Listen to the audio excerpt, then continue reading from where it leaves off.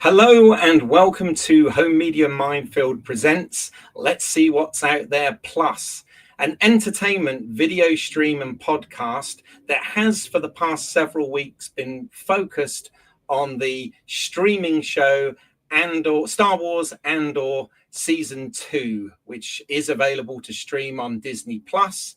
My name's Keith Isles. I'm an independent filmmaker and lifelong fan of Star Wars, amongst many other means of entertainment. And tonight we are going to have a spoiler-filled conversation around the last three episodes 10 through 12, which are entitled Make It Stop, Who Else Knows, and Jeddah, Kyber, and Urso. So, it is a couple of weeks since these aired, so we are quite late this time in bringing the coverage show to you. Life and work and all sorts of other things have got in the way, but I, as always, I'm not alone on this quest. I have help to help me today. I'm feeling a bit under the weather, so I'm going to try my best to stay on target. And I have got, first of all, artist, writer, film geek, Graham Williams. Hey, Graham. Oh, Return of the Jedi. I like it. These are getting tougher each week to come up with something mildly amusing. I hope it does work, but bloody hell, Keith, any more of these, and yeah, I'd be spent. Return of the Jedi. I do like it. And it does sort of reference into the original trilogy there as well. So I like that. And you've got a Star Wars inspired T-shirt on. People on the podcast are going to love this, but maybe you could describe it. No, it's from the original Star Wars 1977 poster. So rather than it being as was painted then, it's in the Japanese Edo style. So Darth Vader has a samurai helmet, and then the rest of the characters then are in centuries old Japanese garb with samurai swords, but instead of the X-wing fighters, you have cranes. But you do have the other side of you. You do have the two peasants rather than our friends C-3PO and R2-D2 as well. I love this T-shirt design. This T-shirt is ancient; it's practically falling off me. It may be one of the last times I actually wear it now because I've had it for so many years. And worn it so much, but yeah, it's still a beautiful, gorgeous design. The tragedy of this, though, is that I do not know the name of the artist to plug them. Unfortunately, right. Okay. I don't. I bought it from T Fury many years ago. It's an online T-shirt shop based in the US. And yes, no, I do not know the name of the artist. So if anybody can ping that to Keith, it would be much appreciated. Yeah, no, that'll be cool. And I do like the way it kind of goes full circle, doesn't it? Because obviously it's no secret to anyone who's a fan of these films that, you know, they were inspired by some of those Kurosawa Japanese movies anyway, in terms of the hero's journey and all of this sort of stuff. And yeah, I like it. It all connects. Talking of things in the background, again, sorry, podcast listeners, but I've got my little model R2-D2 here, but what I didn't do on the last stream, because I got sidetracked of what I was saying, which is not like me at all, I know, but I got quite enthused and sidetracked on something else. So I didn't give proper credit to your lovely wife, Nia, who actually bought me that when we were on a recent hiking trip. So I want to redeem myself and actually give credit where it was due. So thank you, Nia. And thank you for calling my wife lovely. She'll appreciate that probably now as well. And she is a viewer rather than a listener. She's a viewer of this as well. So I'm sure she'd be tickled pink by that. Thank you, Keith. There you go. No worries. But of course, we are not alone on this. We also have, from the other side of the pond, our frequent collaborator on this show, Pete Mealy. Welcome, Pete. Oh, let's sort this out. There you go. Oh, I'm liking your backdrop there, Pete. Oh, yeah. Bit of foreshadowing. Yeah, there's something looming right behind us, kind of like this TV show. Yes, indeed. Again, for our podcast listeners, Pete has the second Death Star design behind him, the not quite completed Death Star that many Bothans died to get the information on. And then if I could just, I don't know if this will work here, but Graham, apparently there's somebody online who says they created that image in 2015, who goes by the online handle Kibakins, Kibakins. That is awesome. So absolutely brilliant. There you go. Right. I sent you a link to the image. It's in the private chat. So, sorry, that's not going to show up right on the YouTube. But that's a good question. I've not tried it. Let me see. Let me see if I can share that. Hold on. Anyway, beautiful. Thanks. That is absolutely wonderful. Good, and nice credit there as well. Go credit where credit's due. Yeah, because it is a beautiful image. I will say that link includes at the bottom of it another link to an apparel site, but that link is a dead link. So I don't think you can still buy it as a t-shirt from the artist. Hold on a second. Let me try this. I've never tried it. Am I screen sharing now? You are screen sharing. Hey, look at that. So there you go. For again, absolutely useless for anyone listening to this as a podcast, but there you have it. So the screen sharing works, and that's a fabulous image. It's easier to look at like this, Graham, when it's not sort of wrapped around your torso. It is a indeed fabulous my well-buffed torso, but we won't be discussing that in this episode, right? Just again, then is it come back? Have I stopped sharing? Sorry, I just want to make sure you've stopped sharing. You're back. So just again, it's Kibakins as being credited for this glorious image. There we go. Yeah, and actually, it does look like 10 years ago they did a whole series of them. I do have another one, which is There you go. It looks great. There you have it. In fact, that could almost fit in the news part. So just to hold on a second. Oh God, I'm really messing up here today. Okay, so for anyone who's new to this, if you haven't given up already, so we do have a loose agenda for these episodes. I've taken one out, which was a speculation thing, because it's a little bit pointless speculating anything at the end of this film, because we know where it goes. But season 3 is going to be real short. Yeah. Season 3 is going to be real short. So so basically, we talk about we'll summarize the episode spoilerifically, obviously.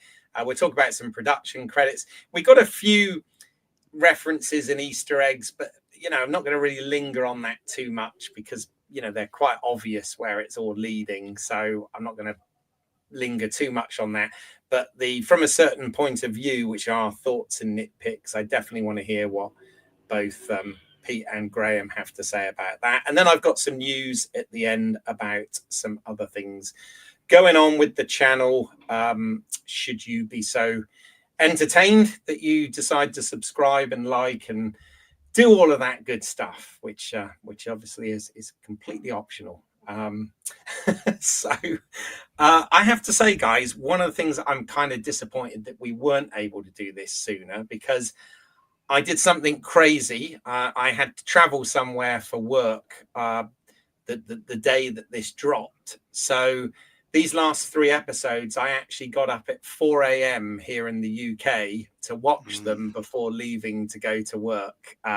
So I was that excited to do it, but I've only got to watch them the once, and I haven't got to rewatch Rogue One either yet. So I have to say, some of my memory of this is probably already fading. so I might need prompts if I get something wrong or forget something. But that is, I do have some really cool news though. I mentioned that they are screening at the BFI in London. They're doing the original 1977 print of Star Wars. This is before the special editions, before all the changes, before even the subtitle and New Hope came into it. You had to enter a ballot in order to get these tickets. And I thought, well, I'll enter it. We'll see. There's only 2 screenings, both in the same night. The first screening actually has an introduction by a special guest. Second screening is just the screening. I put in the ballot. I'm open to either. And I'm pleased to say I got a ticket.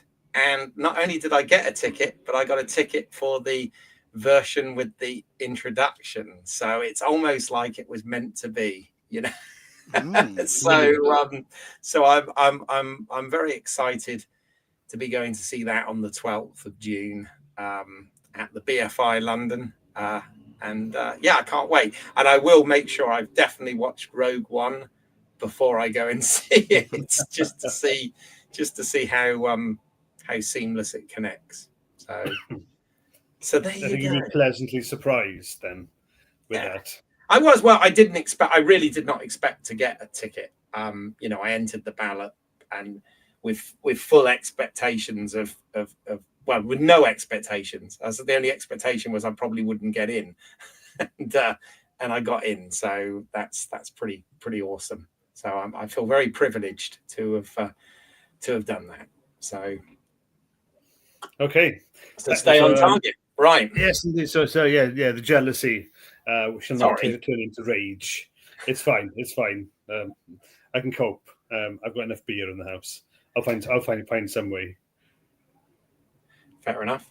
All right. Well, without further ado, then let's move on. And we've already had. Let me see what's out there. We've already had that, but now we're going to go into the summary. So, Graham, you may fire when ready.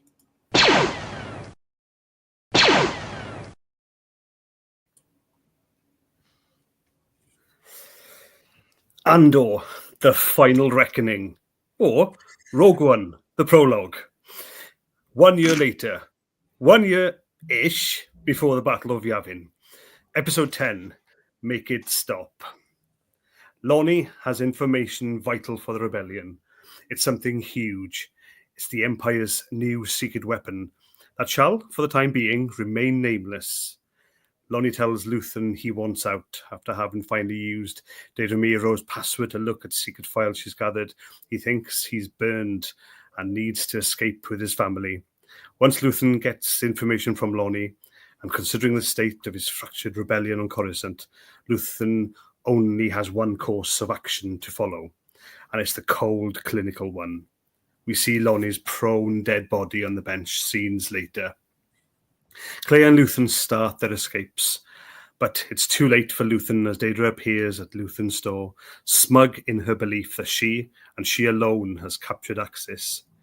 The ever-wily Luthen is game for more wordplay, until Deirdre shows him the Starpath unit from so many years previous on Ferrix.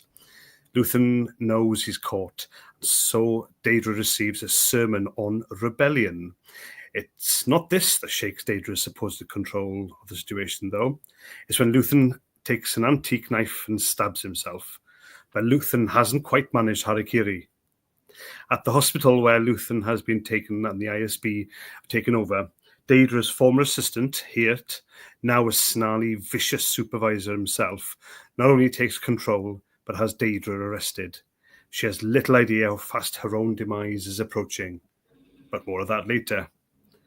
And the rest of the episode, we astonishingly flit between Clea infiltrating the heavily guarded hospital and memories of her childhood, from the first meeting with Luthen, then an Imperial sergeant wanting someone to make the slaughter of innocents stop, to his and Clea's transformation into anti-Imperial rebels. Clea, more a daughter figure than a daughter, is certainly more than just an assistant. She's as smart and as tenacious as Luthen. They build their wealth steadily, and we are witness to their first act of insurrection, on Naboo, no less. It's Clea's calm, calculated guile, with an explosive distraction, that gets her to Luthen's hospital room, where he is kept alive by a machine that, after some hesitation, Clea switches off. Luthen's corporeal being is no more, but the rebellion against the Empire he started and made to thrive lives on. And on to the 11th episode, Who Else Knows? In the aftermath of Clea's actions, Krennic steps in to help the increasingly bungling, ineffective ISB. Yet the one single thing that has dragged him to a forsaken basement in Coruscant will be uttered by Daedra, currently wallowing in an ISB cell. The Death Star. Krennic is not there to support Daedra, but to chastise her. His ire is practically bored into Daedra's head. Her lax IT security and password sharing protocols have meant that the big secret is out. We will never see Daedra outside a prison cell again. Still in Coruscant, Clea is back at the safe house. While she moans Luthen, there's no time to lose. She covertly uses Star Wars Morse code to call for help. While both rebels on Yavin and Imperials on Coruscant listen, it's initially only Supervisor Hirt on the Imperial side that is willing to find Clea. On the Rebellion side, they argue. So, true to form, Cassian and Melchi and a begrudging K2SO take their ship against General Draven's orders to head for Coruscant for what they think is a rescue mission to get Luthen out. Cassian and Melchi find Clea, reluctant to leave, especially for Yavin. She merely wants to pass on Lonnie's information. It's a struggle to persuade her to escape. If they don't, and soon, they will be caught and probably killed by the heavy goon squad of Imperial troops dispatched and led by Hirt to fetch Clea. But we have to wait only a few minutes to see the conclusion to that cliffhanger as we set up the 12th and final episode of Andor, Jeddah, Kyber, This one has the tough task of finishing off this story arc, tying up loose ends and segueing into Rogue One, and it manages all three. With Cassian Melchi now trapped with Clea in a safe house in Coruscant, it takes brains, aggression, luck, and a bored K2SO to exact their escape. Clea is badly injured in the firefight, so back they recklessly fly to Yavin 4. Even though they have what they consider is crucial information, they get the opposite of a warm, supportive welcome back. Information from Luthen is a lot for the Alliance leaders to take in, apparently. Some of the Council don't want to accept the information, and others don't want to act on the information. Clea is a pariah, all of them Luthen's legacies. His form of rebellion was never popular, just as Saw Gerrera's isn't. Mon asks Vel to spy on Cassian, but old loyalties, especially as they are the only two survivors of the raid on Aldhani, make it an open, straightforward chat than an interrogation. But this is enough. Cassian is then given the go-ahead to follow up on the information and meet with the pestering contact spy on Kafrene. Even Bail Organa, replete with that force phrase on parting, has been persuaded to trust Cassian. In Major Partagas' final moments, he listens to Nemik poignantly dictating his manifesto from the past. The ISB is no more. Partagas is given the dignity of committing suicide, a cold, clinical, lonely death, much like his life. Yet back on Yavin, kindness is shown to Clea. She starts to realise where the rebellion has shifted to now. She has friends everywhere. And with Cassian slow-mo walking into the next chapter, further character arcs are tied up. Perrin is shacked up on him and miserable with Mrs. Davos Skulden on Coruscant. Daedra finds herself in an Arkina 5 prison cell. Krennic observes the Death Star having its final pieces fitted. And finally, on the abundant planet Mina Rao, we get to see Bee happy playing with another droid. We close off this chapter with Bix, now a mother holding baby Andor, and a hope for the future. Very nice, Graham, and thank you for that. It's all come flooding back to me now. So I was saying I couldn't remember a lot of it. You cleared it up. So very well done indeed, and a lot to talk about as we move on. But before we do, it's time to thank the maker.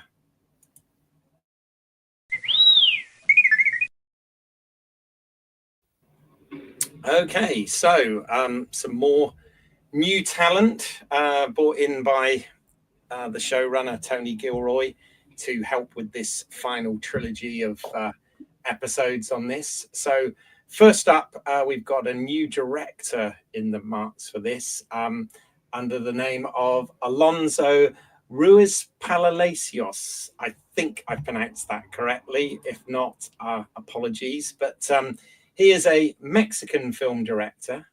He's done a couple of films, Museum in 2018 and a cop movie in 2021. That's literally the name of it, not it's just a cop movie. It's called a cop movie. But according to his credits, he's also been involved in Narcos Mexico for a couple of episodes of that show as well. So some really good credentials prior to coming on board with Andor. And I just like the fact that, as usual, you know, they are sort of expanding the talent that's out there, the filmmaking talent, and giving them their sort of own signature on these episodes. Also, from the writing side of things, again, new to the Andor writing room for season 2 is Tom Bissell. Again, Tom Bissell very much has a background in video games, has done a lot of work writing video games over the years, but has indeed been involved in film and television as well. So some of his, I'm not really a gamer myself, but some of the credits are on the Uncharted series of video games, as well as Battlefield. And in terms of actual films itself, he's done Masters of Doom, which was a TV movie that he wrote. And he's also did the TV series. He was the developer and the writer on The Mosquito Coast, which I must admit, I'm a big fan of the movie with Harrison Ford, but I've not seen the TV version. So that is on a long list of things to check out. But did quite a lot of that before Tony Gilroy decided to bring him on board to help with the writing duties. So yeah, hats off to those guys, because I think both writing and the direction of this whole season has, in fact, the whole series, including season 1, has been absolutely top notch up there. But we'll get into that. Before we do that, have you got your drinks ready? Sorry. Yeah, no, I was saying, considering their background, which wasn't extensive, and especially, you know, if you've got gaming and you get something, so as we get into, you know, more deep in this as well, yeah, it's staggering the leap there almost to go from those types of genres into this. Yes. You know, and young talent to have such mature heads on their shoulders as well. I know they were led well by Tony Gilroy, but yeah, they still had to deliver, right? Absolutely. So yeah, and I think I gave a shout out before to the Q&A with Jeff Goldsmith, which is a podcast that I listen to regularly. He has had Tony Gilroy on to talk in some detail about the development and the writing of season 2 of Andor, and he's had the individual writers, including Tom Bissell, on an episode as well. So I'm not affiliated in any way, but I strongly encourage anyone who's interested in that sort of thing, from the writing and development side of creative projects like this, to check that out, because it is quite informative and interesting. Anyway, have you got your drinks ready, chaps? We're going to whisk over this next bit pretty quick, I think, but it's time for some Bantha Milk Blue.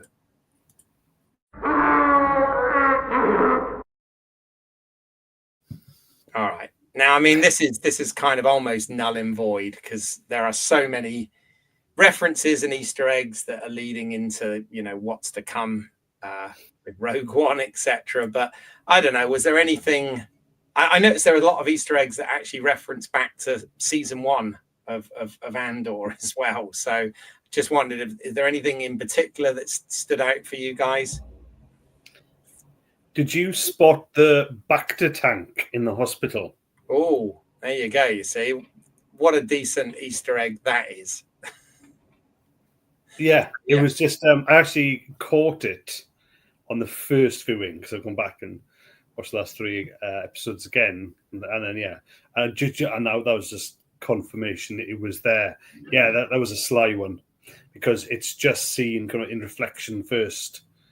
And I said, "Oh my God, there is!" And there's a body, there's a I'm not sure if it's kind of a humanoid creature in there too, which was rather amused me that it wasn't just a tank. So yeah, I appreciated that one. Really, really liked that one. Other than your usual, there's an X-wing fighter and anything like that. It was something we haven't seen in this at all, where that is almost like your fantastical Star Wars reference. It was in The Mandalorian. We know that too, and then practically everything else that is Star Wars after all. Yeah. Yes. No, exactly. Anything from you, Pete, that sticks out in particular? No, sorry, nothing stuck out in particular. Yeah. No worries. The only ones I got, in fact, I've even forgotten the name of this now. The communication device that, transponder. The transponder exactly was obviously set up heavily in season 1. There was a whole plot arc around that. So obviously that was brought in. Also, Graham mentioned it on the recap, is when we go back to the early life of Kaya and Luthen there on Naboo, which obviously, from the prequels, Palpatine's planet, etc. So that featured there. And then, just a couple of, again, sorry, podcast listeners, but a couple of visual references, really. So we've got, obviously, Dedra ends up in almost the same kind of prison cell as Andor was in the season 1 arc.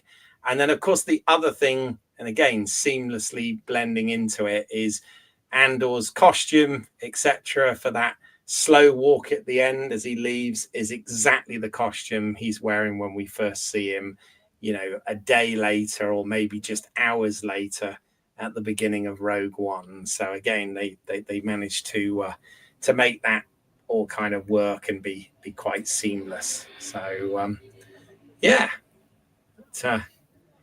anyway, I think we should get into the meat of it, which is from a certain point of view.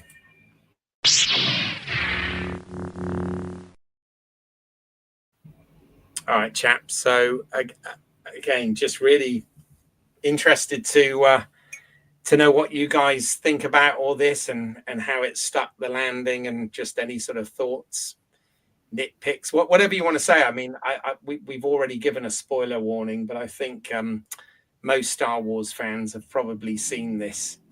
You've seen all these episodes by this point, more than once, probably.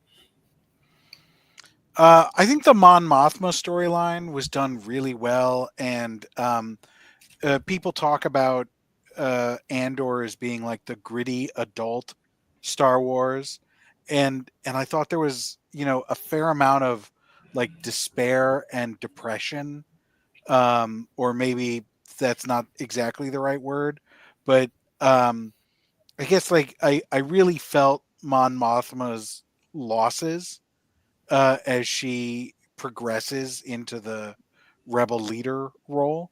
And you know, there's that scene where she's with her sister, you know, in the and they're at the bar or whatever, right? And I was like, oh, it was poignant in a way that I don't know that Star Wars has done well for me in the past, right? It is, might be stupid, and but the closest that I could recall is the Battle of Endor made for TV movies, when the little girl loses her whole family. Oh my! Right? Okay. But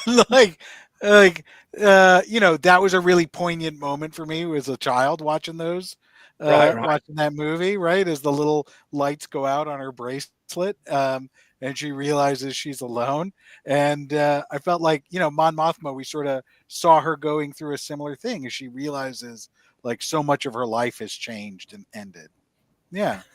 I really enjoyed it. You know, I thought it was well done. Of all the things you're going to reference, I didn't realize it would be one of the Ewok movies, but love it. I watched those Ewok movies a bunch when I was a kid. Yeah. I was kind of, I don't know. I think I was just a little, because I'm a little bit older than you, so I was just a little bit too old. I mean, it was great to see more stuff in the Star Wars universe. You know, I kind of thought that was cool, but those movies really didn't add much for me. It was kind of like I think there's like a 3 or 4 year difference between us, and at that age it's a very important 3 or 4 years. Totally. Yeah, totally. Yeah. I mean, so it hit exactly right for me. Yeah. No, I mean, by the time, because they obviously came out post Return of the Jedi. So so by that point, I was, you know, entering my teen years, and kind of, you know, starting to, not think that part was so cool. But there you go. Yeah, and I was like 7 I love 8. aging myself online. Brilliant. Yeah, I'm going to stay silent on the Ewok movie. Sorry, guys. I don't want to tail off. I apologize for derailing. Actually, though, no, it kind of does bring up, I think, a very, very good point about Andor. Actually, is you know, we were talking about how there is now so much. You know, Disney have literally sort of flipped everything at the wall, and there's so much stuff. You know, whereas we'd have a movie every 3 years with like a 18-year gap in between or whatever it was.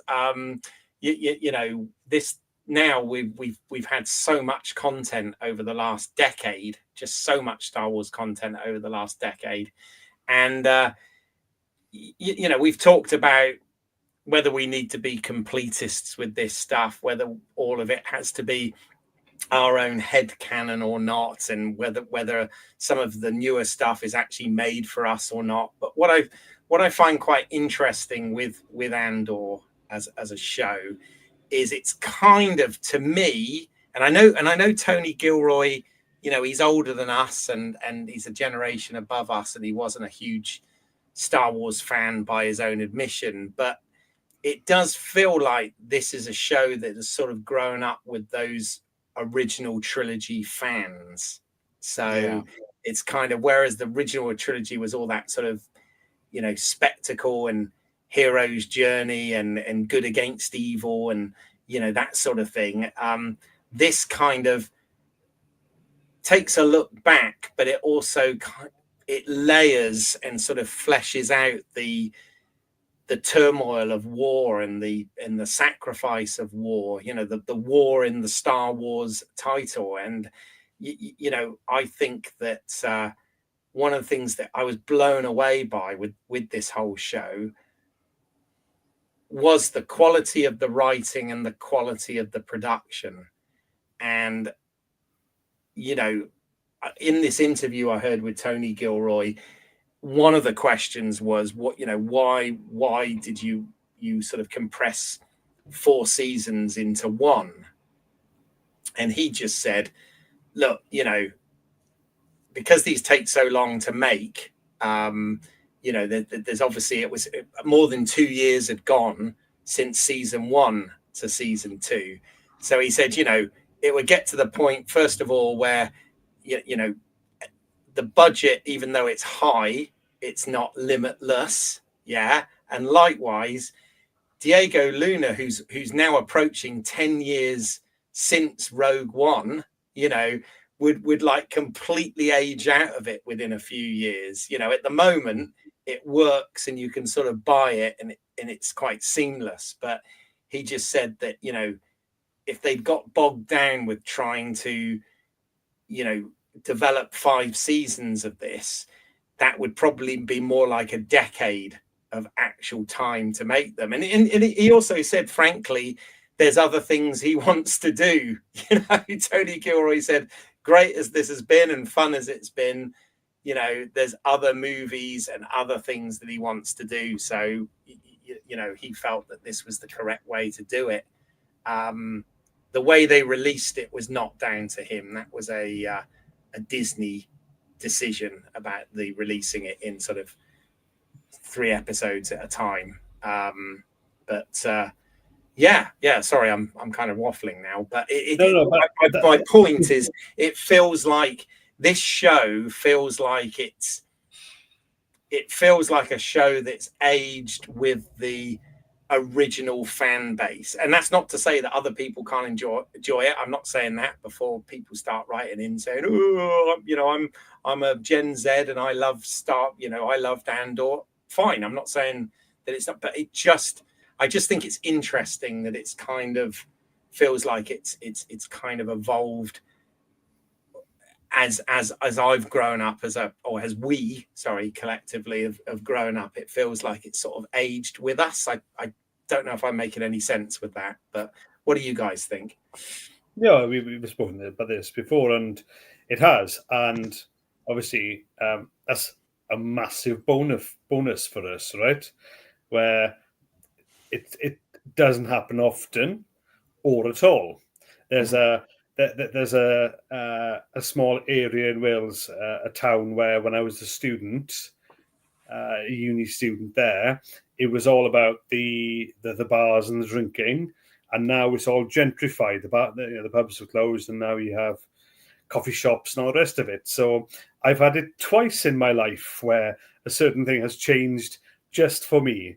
Star Wars has changed with me as well, and for that I'm grateful, and obviously, pleased as well that you know, just for me that they've done it. So yes, yeah, no, I'm very grateful for the show because, as I said, I've been a little bit. We talked in depth about this in our sort of first episode on this, but I've been a little bit tuned out of Star Wars for quite some time, and this has kind of brought the magic back that I used to feel when I was a kid, you know, when in my formative years and whatever. It sort of brought that back, and what it's done. Again, I apologize because I'm probably going to completely misquote Tony Gilroy here from the interviews. I implore people to go out and check out the interviews for themselves because he puts things far more eloquently than I probably will. But one of the things he did say in an interview where it was talked a little bit about fan service and references and all of this sort of thing, he made a really good quote. He said he felt like rather than taking all of the toys out of the toy box, he was trying to create some new toys to go in the toy box. And I thought, what a great saying. And one of the things where I thought that straight away was when you see K2SO and Melchi and Cassian playing a game, you know, that they were playing a game in one part. Most other Star Wars shows, I think, would have tried to make that Sabacc, because that's the game that we know. It's the game that, you know, Han won the Millennium Falcon from Lando with, and it's the game that's mentioned quite a bit in Star Wars. But again, this is supposed to be a massive universe of thousands of planets and cultures and all of this sort of thing. And, you know, just like we don't just have chess, you know, we have but we have dominoes as well, right? And I just think that's cool that they created a new game. And apparently they went to the detail of actually coming up with rules and you know, the whole thing to develop the game out. So it's that thing. It's adding another toy to the play box rather than just taking what we've had before. And I just thought that was really cool. That is. Yeah. Obviously, there's the references as well. Of course, you know, we talk about them on this podcast, but it's not all about the stuff just for the fan service. He also talked. Apparently, he said everything was up for discussion, and at one point they were. You know, we speculated or we wondered whether or not we'd see any legacy characters. Yeah, they did talk about Leia was going to be involved in it at one point, and he said they hadn't got to the point where they'd even talked about casting. But when they looked at it, they decided that she didn't need to fit into the story that early. You know, we've got what happens at the end of Rogue One. We didn't need her in any earlier. And in terms of the bottle episodes, like I was surprised, you know, we got the Luthen and Clea. I always am I pronouncing that right? It's Clea, isn't it? Luthen and Clea backstory, which was fantastic, which was kind of a bottle episode, you know, in doing that. But he did talk about they were going to have a completely K2SO centric episode set on a spaceship, like on a sort of derelict spaceship, a kind of aliens type thing. And they'd written it and they were going to, but they just, when they did the mathematics, the budget for it would have just been astronomical. It would have cost as much as the entire season. So that got shelved. So it's quite interesting to hear what things got cut and what things were actually on the table. So as I said, it is the Q&A by Jeff Goldsmith, and it's very worth listening to those. They're quite in-depth. Cool. Okay. Thank you.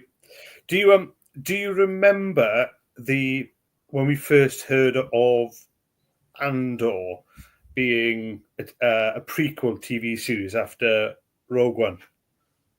Yes, it was a long time ago, and yes. A galaxy far, far away. In a galaxy far, far away. Yeah. It was. No, but what I remembered was, especially when I was watching the season 2, is one of the pitches was that it was to say, okay, we're going for a prequel on this one, was that it was going to be the spy game. It wasn't going to be Star Wars.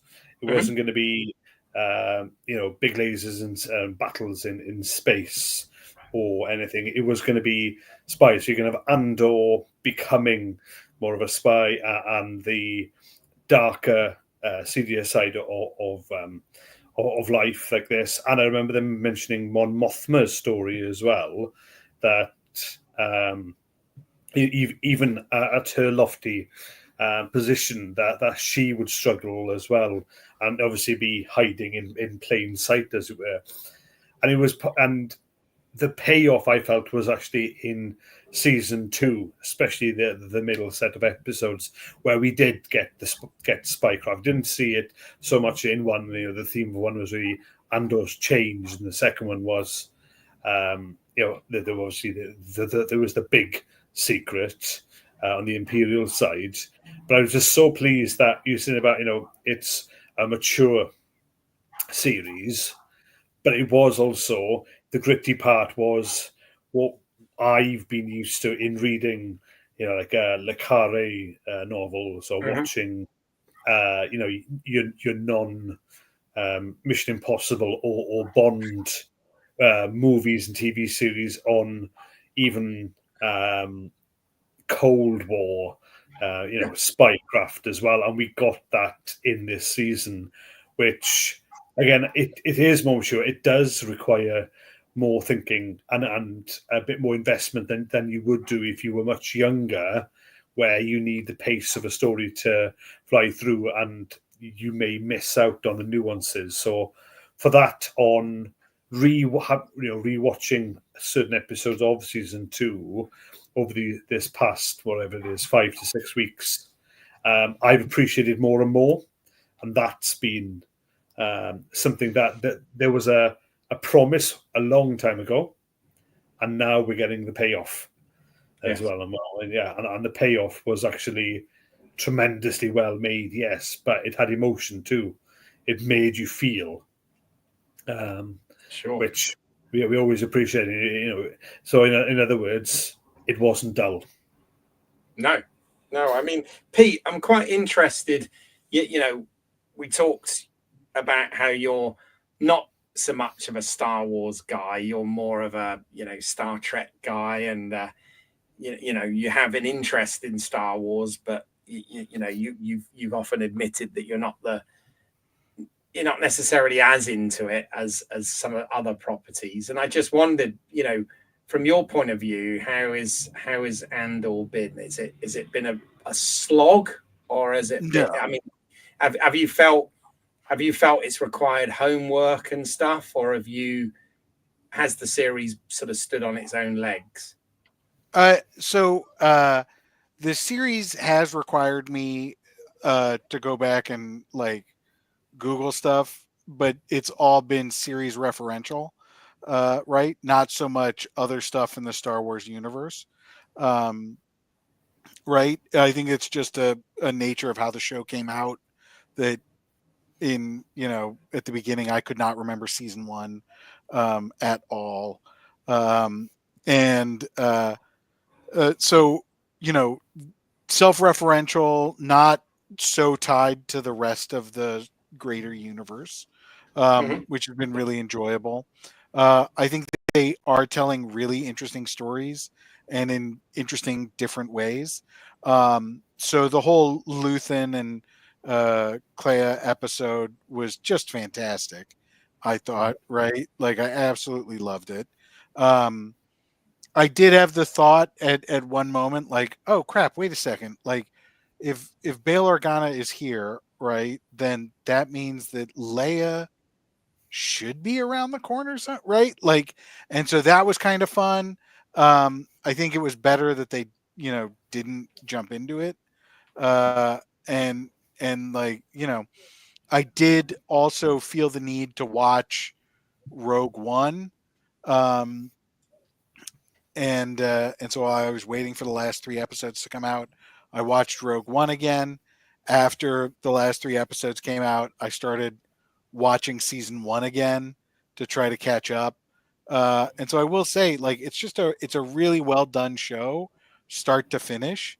Going back a little bit to timeline, I do think if you watch Rogue One and then you watch season 2 of Andor, you see the years in Andor's face, right? Right. But that's not as bad as Bail Organa changing completely, right? Yeah. But it is. I think it's really well done. I do think if they wanted to, and I would, they could do an Andor season 3 of just the kid, and tell new stories in this Star Wars world, and not tie it into storylines we know. But Yeah. yeah, I did really enjoy it. Yeah, I mean the name Andor, yeah, it can apply to other characters now as well, definitely. Yeah, I have to that say does I go was into kind my. of Sorry, sorry. I was going to say that is the same critique I had with Star Trek Picard. Yeah, there you But go. There you go. Yeah. yeah, Yes, indeed. No, I have to say I was very moved by the very ending of this, just because, as I'd said last time, Bix, what a tragic character it had been for her with everything she'd been through, and where she just wasn't going to see Cassian again and all of this sort of thing. But I did like the fact that it ended on a little hopeful note there, with her, and the surprise, because obviously didn't see that coming, that she'd had Andor's son, Andor's baby. So yeah, that was. I'm assuming it's a boy, actually. Making a huge assumption there. It might be a girl. So Yeah, yeah, he was having a whinge. He was having a whinge there, so it's definitely a boy. right. Yes, yeah. But I did like that, and of course we see B2 Emo, yeah. Yeah. Which again, everybody was like, "Oh, I wonder what's going to happen with him." So it's kind of it was a nice little sort of tying in with that. But It was yeah, beautiful. but I I think obviously it's going to rewatching. I'm going to ask you, Graham, because I think you did rewatch it, but presumably rewatching Rogue One now is, I guess, recontextualized in the same way as rewatching A New Hope after Rogue One, yeah, in terms of it. It does. That's what we did. Some things. Yeah. So I watched. So let's work it out now. So I watched the final three on the Wednesday they were released in Disney. Then I went back and watched the final episode again on the Friday, to which then I leapt straight into Rogue One, which I'll get to in a moment. And then on the Saturday morning, with my daughter there, so she came into the room and watched the final bit of, so I find like, I don't know what it was, 20 minutes, half an hour of Rogue One, the exciting bit. And then we put on Star Wars, New Hope, blah, blah. Because I was making him up there. I was making CCB. I was building him. Yeah. Yes. And I then, so we did. We literally went. So I went from within the space of, I don't know, 14, 15 hours, final episode, Andor, Rogue One, Star Wars, and saw how practically seamless they do segue in, which is wonderfully done. Now back to Rogue One. Yes, those, forget the, obviously the flashback first scene of the movie, which is Krennic going after getting Urso. That then with Cassian probably hours later getting to Kafrene, and then the rest with Saw. Absolutely seamless, apart from obviously yes, Pete, you're right. Andor is much younger the other way around, but yeah, the storyline, everything fits. The costume and everything fits as well. And I'll be honest with you, having watched all of Andor within the last 5-6 weeks, because I binge watched the first series as well, Rogue One's context and its emotional feel is greater now because of Andor. It changed how Rogue One is for me completely because of what Cassian Andor experienced, survived, did throughout, and all the decisions, and Luthen's legacy is there as well, even though he is not referenced. Everything there from the rebellion is has just changed Rogue One for me.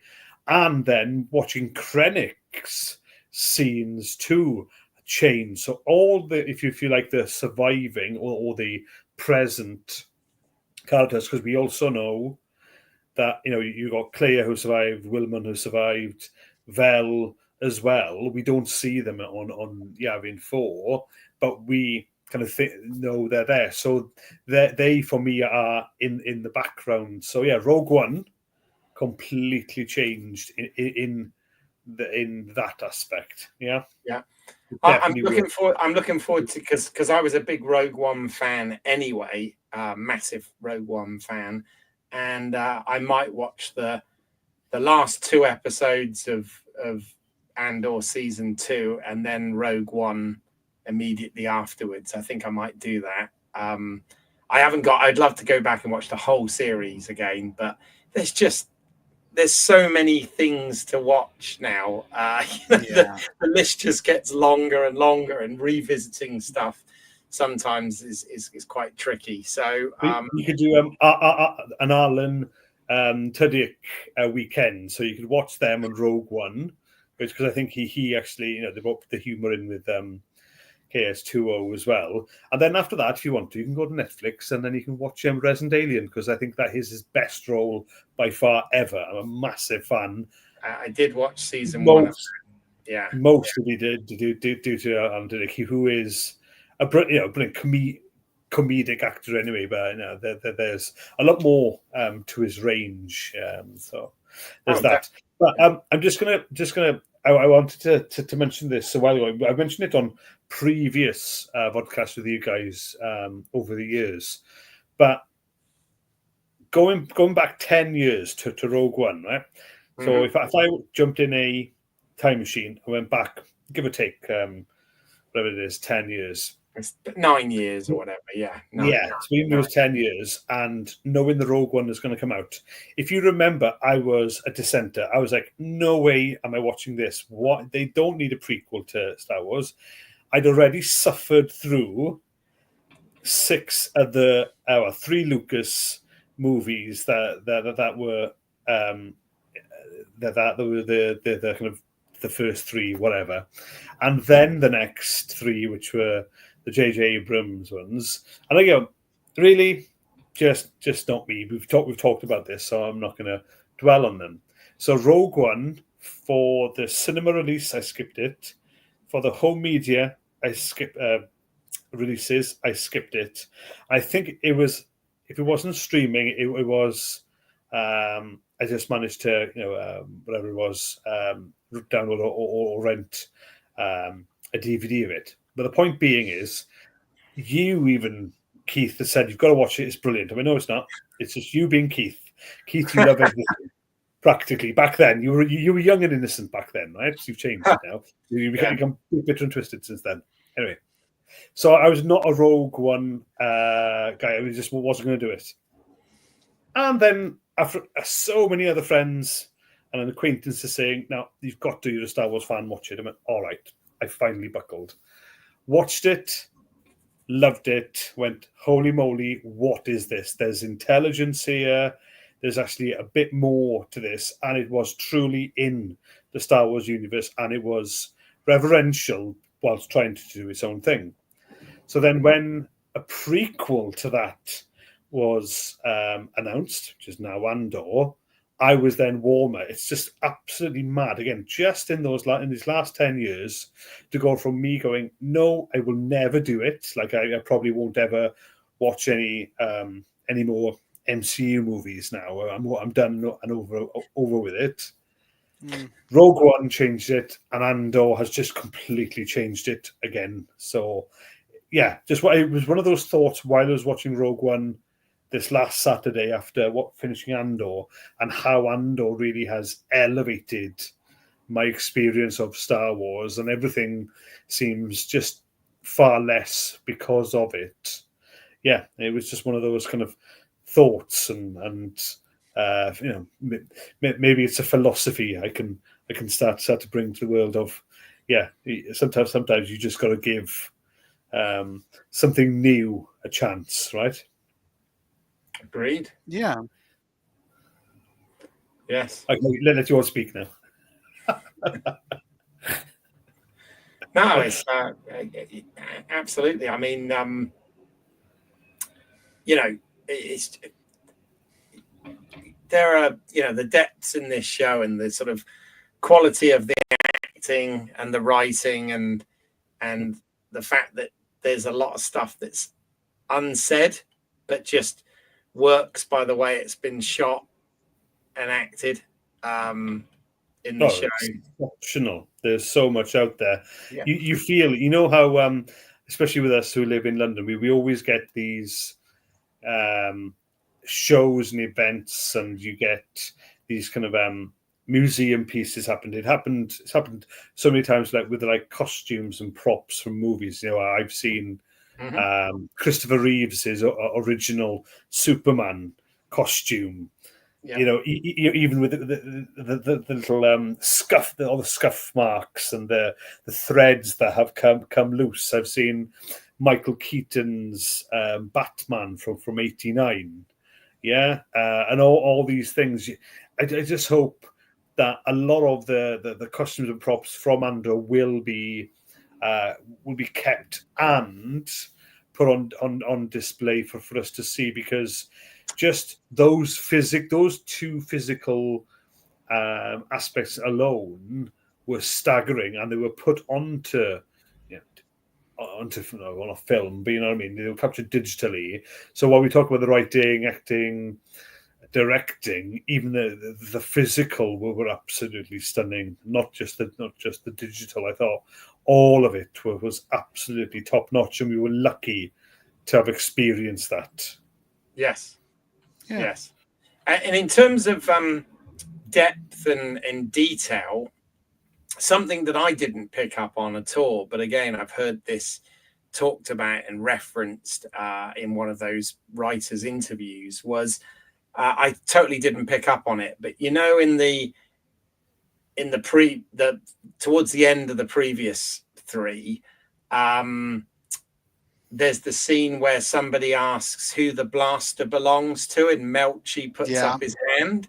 Mm-hmm. There is that links to season 1, because apparently there's a whole story there where in season 1, Andor got that blaster from one of the same team of officers that Cyril works for, and he took it with him to Aldani, and he took it with him to Nymos. Is it Nymos? Yeah, he was arrested. Well, I thought it was Cyril's own. Well, or Cyril's, but he gives when they escape, mm-hmm. and he and Melchi go off, and he actually gives Melchi the gun. He gives him the blaster, and that's how that. So even something like a prop, a weapon or whatever, they've gone so deep with the storytelling that even that ties up 100%. And I was just like, wow, okay, that is some detail. I'll tell you, Keith. Just yesterday, because I was trying to, I watched. I was watching these 3 episodes again, and it was just one of those. Now looking at it, it's a bit of an odd one, because they're in the safe house with Clea, that is Melchi and Cassian, and it's just been on Clea and Cassian, and he's trying to persuade her to leave with him, and then it just cuts to Melchi, and he says a line about people need to be told, or you need to tell. And I went, bing, there's a memory there. So I went back to season 1 and I watched Daughter of Ferrix, which is the 11th episode, where they've just escaped from the prison. Yeah.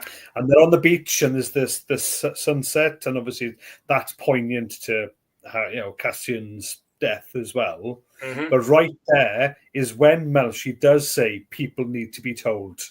That's one of his kind of key messages, and it's that point that Cassian does give him the pistol. Right. Yeah. No, I mean, I like to think, I'm usually quite sharp on the details, because I'm a bit of a details nerd myself with stuff like that. But I must admit, I hadn't, until I heard that, I hadn't picked up on it, and it was like, oh yeah, okay, that completely makes sense now. And but I just like the attention to detail with everything. Nothing feels, everything in this was set up and had a payoff, and it didn't feel, fan servicey. It felt, relevant to the story. I mean, God, we've had a whole Star Wars, a whole 2 seasons of Star Wars there with not a lightsaber in sight. But I mean, yeah, amazing. It's that sort of thing. But a lot of talk of kyber crystals. So you're right, kyber crystals, which, as we know, what power lightsabers. So yeah. yes, I guess. But the Jedi weren't mentioned, were they? The Force was mentioned, obviously, but as in, you're right. I don't think they mentioned Jedis, but no. There was no Jedi. Yeah. No, the Force what did come into it a bit more. There were droids, but they weren't shoehorned in 2 droids here somehow, and to do that and then have their memory wiped. How many times I don't know. Yes, so but yeah, the droids we did get to feel for, as in even with B, we felt emotion for him. He was a kind of this, so there was a tie-in some ways to Star Wars. Yeah, but and you had you didn't. I don't remember there being a mention of Vader. There was Emperor Palpatine constantly. Yes, no Vader wasn't. Even Skywalker wasn't mentioned. No, not even Tatooine. Well, thank God. The least important place in the galaxy, which has become the most important place in the galaxy in every other show. Yeah. But that was good. No, I was just really satisfied. Yeah, I watched the end and I thought, you know what, that really works, and I just like the way it tied in. And to be honest, when something ends after just 2 seasons, and you just sort of feel sad that you're not going to see any more. But in this case, we don't need to see any more.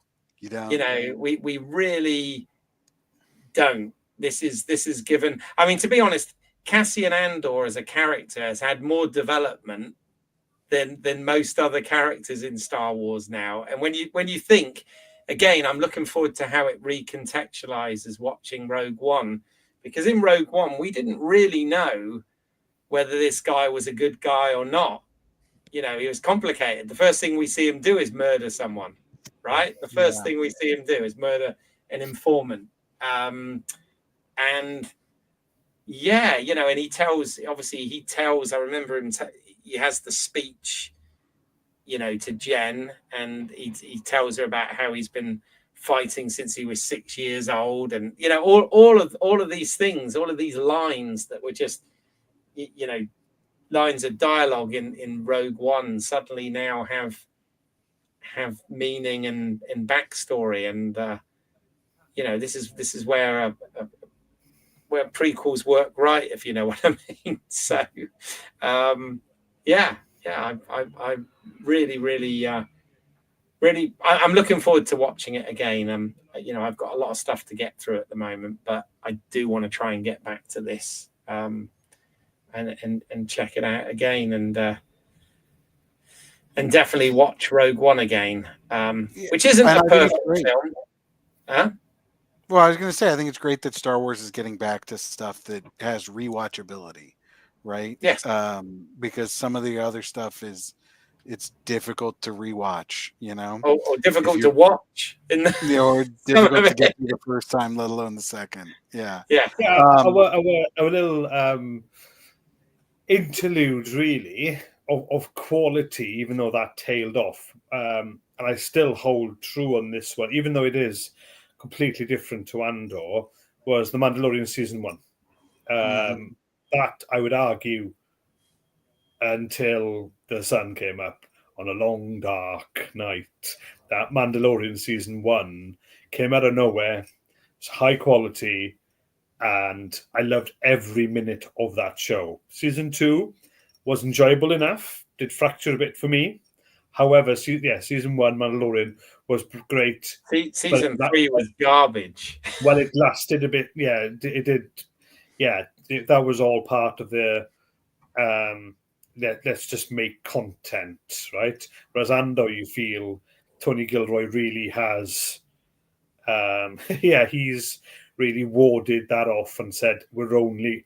Eventually, as I've heard him say too, they when they made the decision to go for just a season 2, you can see why that then is the better, because they just didn't then have the time. They had the material to do well, but they didn't have the time then, or the pressures to keep on just making content where the quality just would have struggled really to hold on to that. Forget budget for a minute, but yeah, you'd have run out of content too, effectively, potentially quality. So I think everyone would have been burnt out there.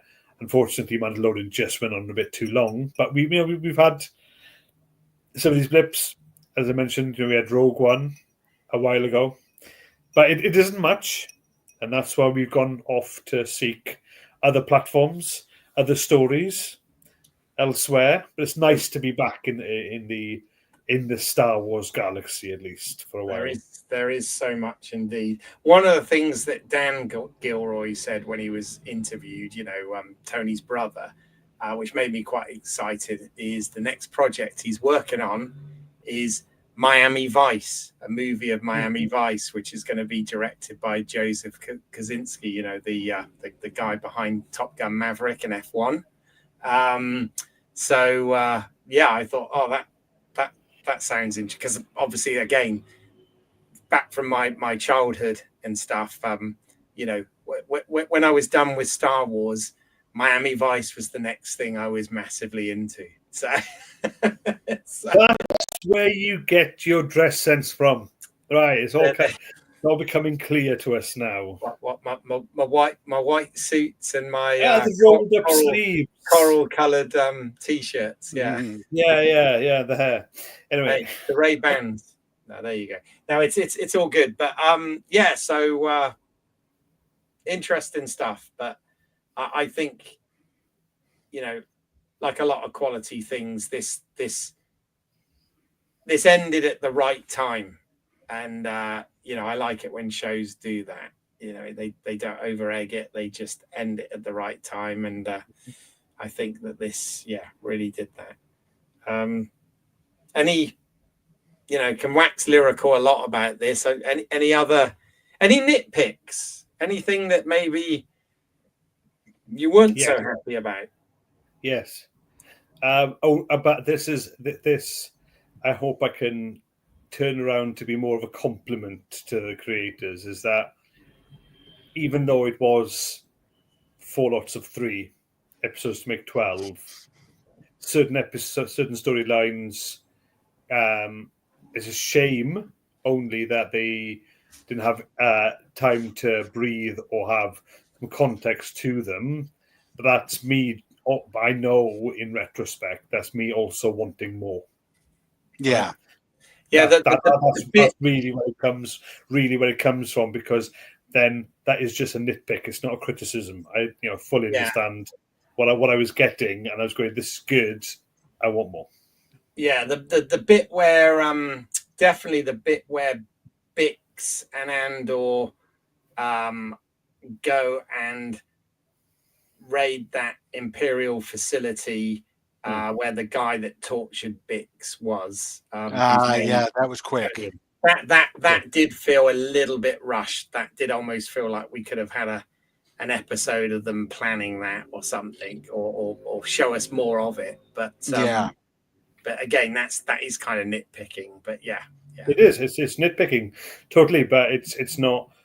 That would be like hypercritical. But again, it was just that there was a satisfying ending to that for us and Bix, and now we know the full arc of her story to the end of this Andor chapter, at least, right? So we did get payoff for Bix in a more measured way after all.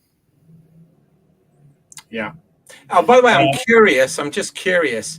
Last time I mentioned how being very nerdy, but I did mention how the Rebels episode with Mon Mothma sort of tied in to the story there, and I just wondered, did you get an opportunity to check that episode out?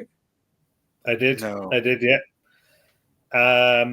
It fits nicely too, and and I was really pleased that her haircut, her hairstyle, was the same straight after them when we do next see her, when she's on Yavin 4, all brushed down from Rebels. That's my little joke there. Well, she fell flat and dead. But anyway, yes, I didn't go back to it, Keith. Yeah, the whole arc of this show has been Mon Mothma's journey to a really bad haircut, right?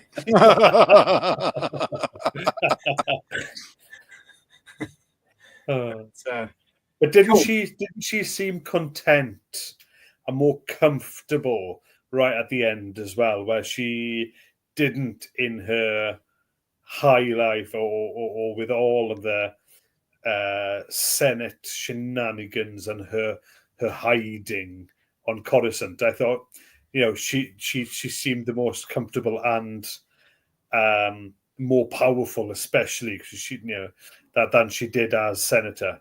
Yes, I just thought that beautifully played.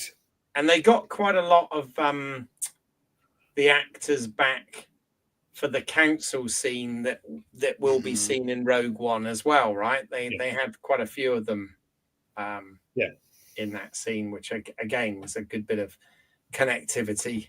As I said, I'm kind of looking forward to watching this sort of back to back to see how it works, which I'm pretty certain it does. But yeah. Just on the acting there, it was quite remarkable that I'd heard from Tony Gilroy that there were 400 speaking parts. Wow! Throughout. Wow! Ridiculous. Well, I mean, however, the actress who plays Cleia, I believe this is one of the first things she's ever done, and I was like, my lord! I mean, she is amazing. Yeah, I mean that whole hospital episode was so tense, wasn't it? So tense when she was. It was, but the final two that focus more on Luthen's demise and her having to cope with all of that. That was even more astonishing for me. She was always in the back, not in the background, but she was always the assistant, always there, flitting here and everywhere. And all of a sudden, they've changed that she is the focus, not Cassian Andor anymore, and they made it work, and she made it work too. Absolutely brilliant, amazing performance, and believable and emotional too. The stakes for her were gigantic, massive, and well played, completely. Yeah, no, absolutely. Sorry, the reason I looked out the window there is there was an almighty crash, and I think there's been an accident on the High Street, I think. Oh yeah, there's people looking everywhere. Don't know what's happened. Oh dear. Okay. Anyway, sorry. Our podcast listeners will be like, "What the hell? What's going on?" Anyway, so yes. Where's the host gone? Yeah, exactly. What was I doing? Anyway, that aside, have you got anything else you want to add? Or we've been going for about an hour and a quarter, so a million different things to geek out over, but no, we could really get down into the nitty-gritty of everyone. But for now, though, for me, I'm literally going to be hunting out other people's work. I know that Denise Gough, I've been meaning to watch online for National Theatre Online as the National Theatre here in London has it streams a lot of its in fact all, if not vast majority of its past theatre productions, and her Olivia winning performance as well. Holding off, I think, because it's going to be a tough watch. So her in People, Places, Things, and that's what I know from listening to Tony Gilroy. He and his wife. Carry on speaking a minute. I've just got to. There's something going on here. Let me just check this out. Hold on a second. So I was going to say, I'm just going to watch People, Places, Things on NT at home. Wow, that's exciting. Dramatic. I often get this, Pete, on conference calls at work. I start talking, and then people just kind of, people are like, "Give me 1 second." Yeah, I gotta go. Yeah. And then an hour later, I'm tired. I go, yeah. Hello, it's like a Springsteen concert. Anybody still out there? Sorry about that. I'm back. It's somebody had knocked on the door here, and I thought, oh no, it's something. But they meant next door. They they rang the wrong bell. So it's okay. Yeah. So all good. Sorry about that. Yes. Okay. So yeah, anything else you want to add, or are we good? We're all good. We're all good. Okay. Well, in that case, I just want to, before we end, just make the viewers and listeners aware of a few things coming up. So let's use the com link.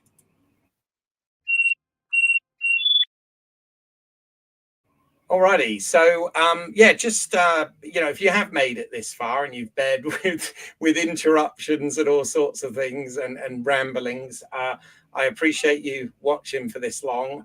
Please do, if this is your sort of thing, consider liking, subscribing, and all of that good stuff, and recommending it to other people.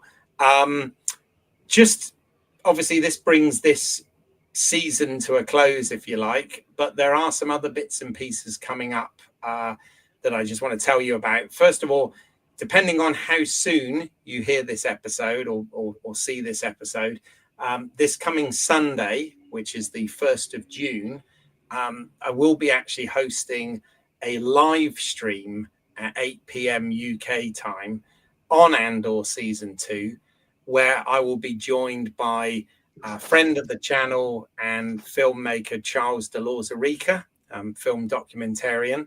And also I will be joined by Jamie Benning from the Filmumentaries podcast, which is another great podcast to check out with some wonderful interviews, etc. And they're coming on really that there is no agenda for the show itself. They're coming on. I'm very much just going to be hosting it and asking questions, but surprisingly doing less talking probably. And I really want to hear what Charles and Jamie think of Andor and what their thoughts are. So they will be joining us, but it's also a live stream, so that's your opportunity to have your say as well in the comments if you so desire. So that's going to be this coming Sunday, the 1st of June, if you're seeing this in time. If not, it'll be available as a video stream after that. We've also got some episodes coming up. We're going to be looking at the Final Destination film franchise with Josh from Movie Timelines. So that is also coming up, and possibly something as a retrospective to the Mission Impossible franchise as well. So these things do come out somewhat sporadic on this channel, but please do keep an eye out. If you hit the bell icon, you'll be notified as and when new content comes out. And also, if talking of content, if you want to look at previous material, there is on this channel it's the most watched video actually, is the review of the original trilogy on DVD, which yes is available. It is still available. But there are caveats, there's pros and cons to that, which I go into on that video. So please check that out on this channel. And also I often mention the Star Wars radio dramas, which is a completely different thing. But there is a episode where I'm joined by the writers of the book of the Star Wars radio dramas, John and Maria Jose Tenuto. So please, if you want more Star Wars content on this channel, check that out. Pete, do you want to go through the other bits? Yeah. Let's See What's Out There podcast is available for following on all good social media apps at LSWOTcast. You can send us an email, lswotcast@gmail.com. And do reach out and like, subscribe, and all that stuff. I am so sorry. I've got to drop. I'm getting another thing. Perfect timing. That's all right, so, Pete. But thank you. Nice seeing you. Bye. Appreciate that. Okay, good seeing Pete as always. Wow, this whole stream has gone off the rails at the end. It's like the ending too of long. We truncated it. It's a cliffhanger. It's a cliffhanger to the next episode. But no, no, that's great. Thank you, Pete. Retrospectively, you'll hear this for being a co-host this past season. And Graham, it's been great. Obviously, you've been on every episode with me. It's been great to have you on and hear your interesting perspectives on all of this stuff as well. So thank you so much for joining us. Have you got anything in particular you're working on or that you want to promote? Nothing to promote because it's not finished. But yes, I'm back onto my creative writing. I mentioned previous on these that had a novel in its second draft format, so working through on that. So that's called Where the River Bends, and that's a modern Western based in my beloved Wales, and also the illustration course that I'm doing. Getting back to that, there was a hiatus, just going from one unit to the other as well, and just generally other creative aspects, more artistic creative aspects too, that I'm working on. The fine weather is here in the UK is helping with a lot of that. So some spinning plates, but at least they're more fun than the day job, right? Indeed. They feed my soul after all. So thanks for having me on these, Keith. As I've mentioned to you, even summarizing and getting the recaps together have helped, because they are creative writing after all, and they have been fun to do. I'm not the greatest of orators, but these I'm sure will be available as scripts at and added to a digital book, possibly sold online in future. Who knows? Who knows?